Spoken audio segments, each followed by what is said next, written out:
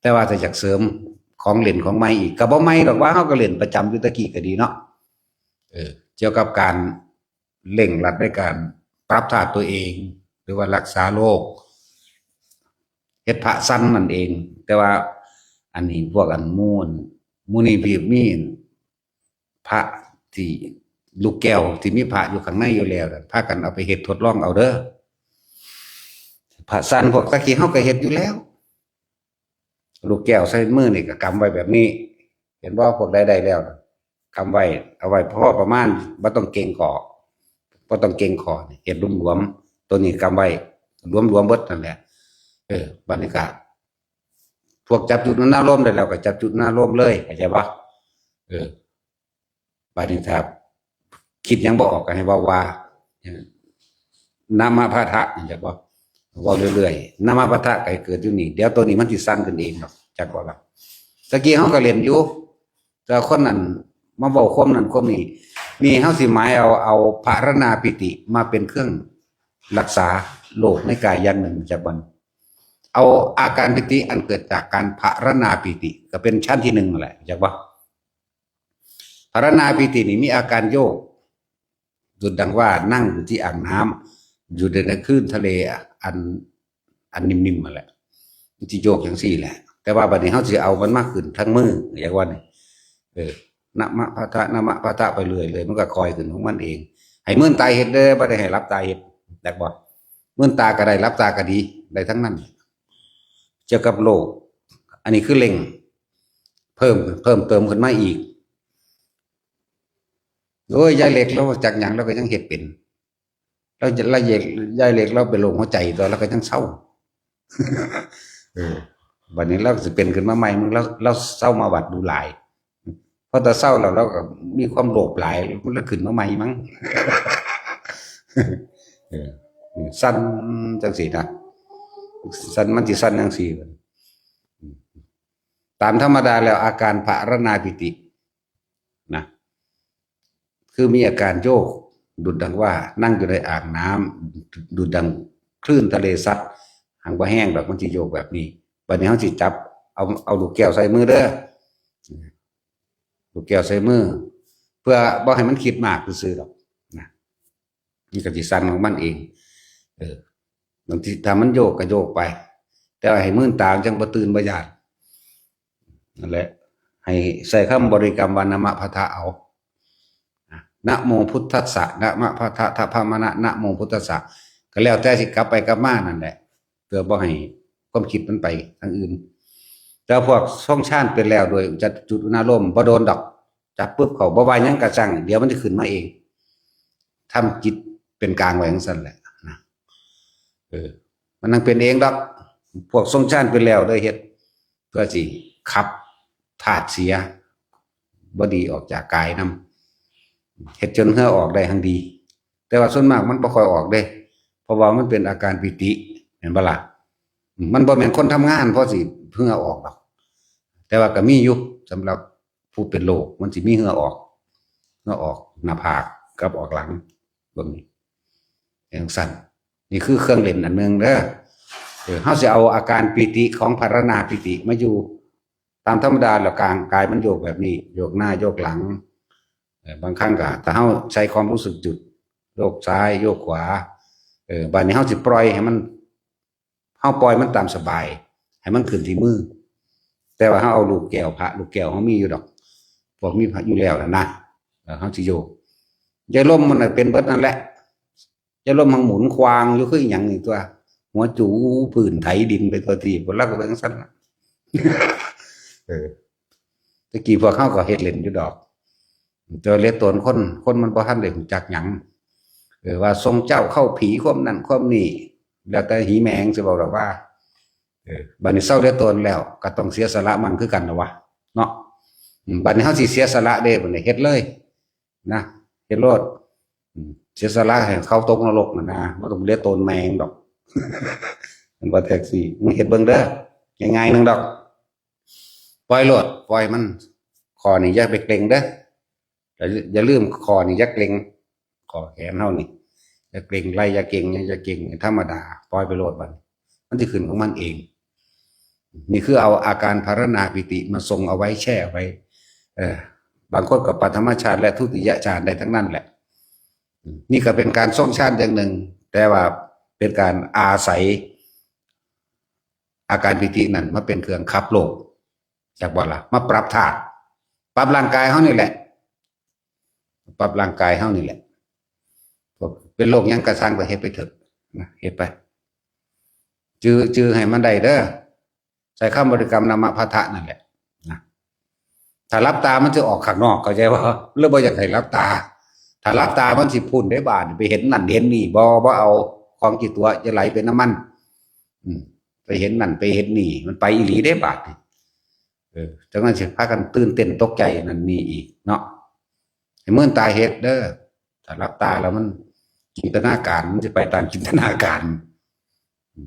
เรื่องลักษณะนั้นมันเป็นมโนมยิทธิก็ว่าก็ได้เพราะบางคนมันจะไปเห็นเลื่อนจังสันใส่ซื้อมันซื้อดอกก็ต้องไปสนใจตัวที่เห็นดอกเป็นเมื่อตายจะมันก็เห็นได้ทั้งนั้นรับตาเห็นเนี่ยเขาบอกได้อันว่าเห็นดอกแนวนั้นเขาว่าฝันเมื่อตาเห็นผีมันของจริงเลยคือเขาเห็นกันจังสี่นี่จังแมนจากว่าล่ะนั่นแหละเห็ดไปหันแหละเมื่อตาแต่รับตาบางที่มันหล่มทวนลงไปเลยแล้วมันออกไปอีกมิติหนึ่งก็มีได้ แต่ว่าเห็ดหล่นแล้วพ่อให้เห็ดคุ้มอยู่ก็แล้วกันนะก็ต้องย่านตายหรอกแต่ตายทั้งวิมานกับมูลาตายนั่นเนาะแต่สี่จังบ่ได้มาป่วย จังบ่ได้มาเจ็บมาปวดตายลมกึ่งดึงต้องอยู่ว่าวิมานแก้วประกายคือตายโลดเป็นบ้าสันนี่ก็ยังในนรกตัว สั่นแล้วตอนนี้บ่เรียกตนไผหีแมงดอกบัดนี้แล้วแต่ไผแต่บ้านโหลดเอาเลยเฮ็ดได้เลยคุ้มเองสำหรับคนที่ม่านน้ำเฮานั่นแหละหนึ่งเฮาทุ่มเองเลยเรียกว่า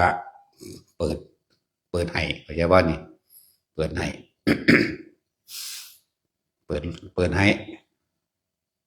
แล้วตอนที่สองก็สิมีอีกผู้หนึ่งให้เด้อตอนที่สองตอนแรกเนี่ยเปิดให้แล้วตอนที่สองมีผู้รับช่วงตอนที่สามมีหลวงพ่ออยู่ข้างบนอีกผู้งามเลยบาดนี่เป็นตะไปเนาะเห็นปะตอนที่สามมีตอนที่สองอาจจะมีพระแล้วแต่ไผกระซังเข้าใจบ่ล่ะตัวสุดท้ายมันจะไปเห็นข้างบนนั่นแหละมันสิอยู่ในพระพุทธรูปแก้วหรอกมันเป็นหลวงพ่ออะไรอยู่ในพระพุทธรูปแก้วผู้บักงามตัวเปิดได้บาทนี่บริษัทอ่อนแมงไผเด้กูต้องเสียสละมั่งคือกันละบาท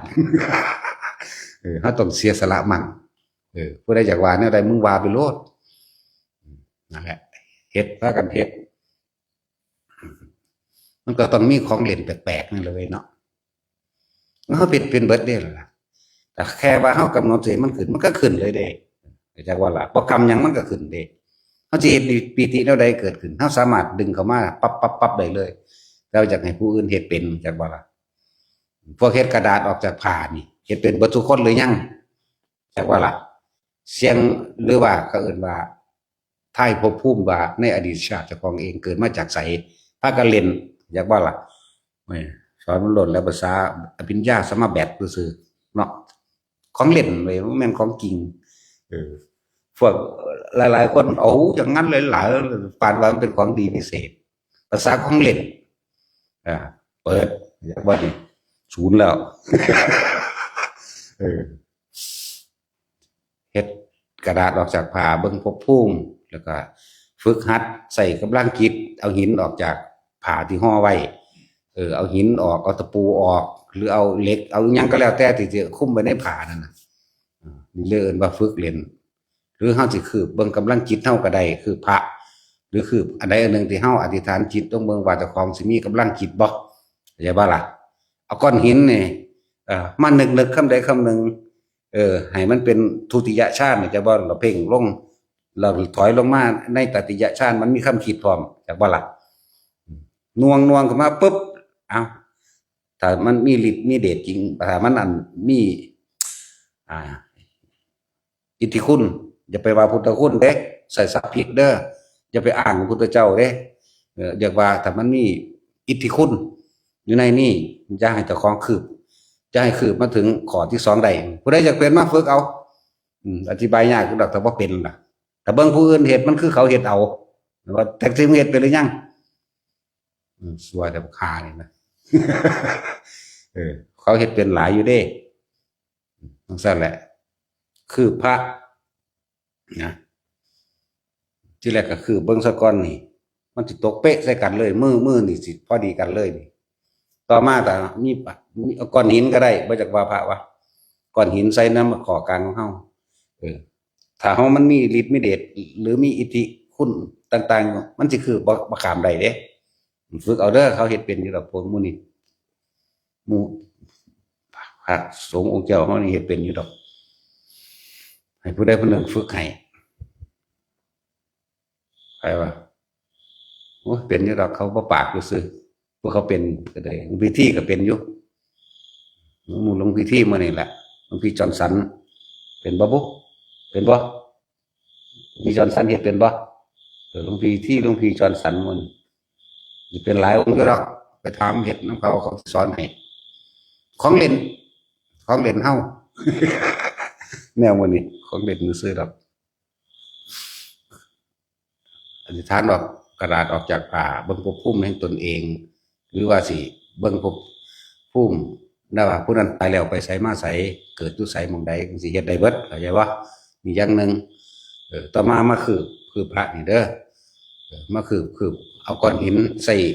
ส่กำลังคิดแห่งตนเองอธิษฐานลงซะก่อนเฉาชาน2ก่อนจังถอยมา1แล้วจังอธิษฐานลงเข้าใจบ่ล่ะเมื่ออธิษฐานลงแล้วก็คือเบิ่งเลยจับมาซื่อๆมันก็เป็นภาษาของพ่อกำการเนาะแม่นของดีวิเศษมาทางใดของเล่นอันที่3ให้ทุกคนฝึกเอาก้อนหินก็ได้หรือเอาลูกแก้วที่มีพระข้างในมือเฮาแล้วก็ใส่คำบริกรรมนมาพตะก็ได้ตามความต้องการให้มื่นตาปล่อยมันคอนี่ยักเล็งจากบ่คอบ่เก่งอยากรวมๆไว้แต่ว่าเวลามันสั่นขึ้นตัวนี้มันสิบีบเอาเองจักน้อยดอกบางทีเหมือนกับพระมันแหลมในมือเฮานี่แหละแต่มันเพื่อเอาพระใส่แต่มันพวกก้อนหินหรือหยังก็ว่าไปมันสิติงเองของมันดอกเฮาก็ควบคุมมันไว้ซื่อๆมันก็ไปของมันนี่คือเฮาเอาอาการปิติมาปรับธาตุเฮาเองแบบว่าปิติในภารณาปิติเป็นภารณาปิตินี่อาการโยกนั่นแหละภารณาปิติถ้ามันรับตาปุ๊บมันสิเป็นโอกันติกามันวาบมามันสิพาไปทางไหนบ่เอาพวกนี้ มันสิพาไปทางไหนมันสิไปเห็นนั่นเห็นนี่ประเภทรับตาคือเฮาบ่ให้เชื่อรับตาเฮาให้เห็นแบบมืดตาแบบลืมตาเนี่ยให้เห็นกันตรงๆสิเลยสิเห็นผีเห็นเปรตเห็นหยังกระสังให้เห็นแบบนี้บ่ให้เห็นแบบรับตาแต่รับตามันแค่ภาษาฝันเว้าจังซี่เลยเด้จะมาเว้าภาษาฝันโลดเด้อันซ้ำแบบนิมิตจังซั่นนิมิตจังซี่เนี่ยภาษาของเล่นเนาะเอานี่เว้าจริงๆเด้เฮาได้เอาตาเห็นเดี๋ยวนี้ก็ได้เด้แต่ว่ามันหลายบ่เห็นแมงดอกปิดแต่ผู้ใดอยากเล่นนะได้เล่นไปเลยหลวงพ่อเปิดให้นะเด็กน้อยก็ฝึกง่ายๆดอกงอกเข้าลมปั๊บลงเลยก็มีดอกแล้วก็ถามมันไปดิมันอยู่ไสหม้องใดว่าไปสำหรับเด็กน้อยก็เป็นของเล่นของมันเลยเนาะเด็กน้อยเฮาเฮ็ดเป็นเบิดนั่นแหละเห็นบ่เด็กน้อยอยู่พุ่นเด็กน้อยอยู่อันบ้านใดวะดอนไร่เนาะเด็กน้อยอยู่ดอนไร่พุ่นน่ะเห็นว่าเขาเว้าเรื่องเห็นนั่นเห็นนี่สนุกสนานนี่ฮาก็เป็นเครื่องเล่นของเขาภาษาของเล่นก็เฮ็ดเล่นไปหั่นแหละเนาะบ่แม่นของจริงเด้ของเล่นนั่นแหละ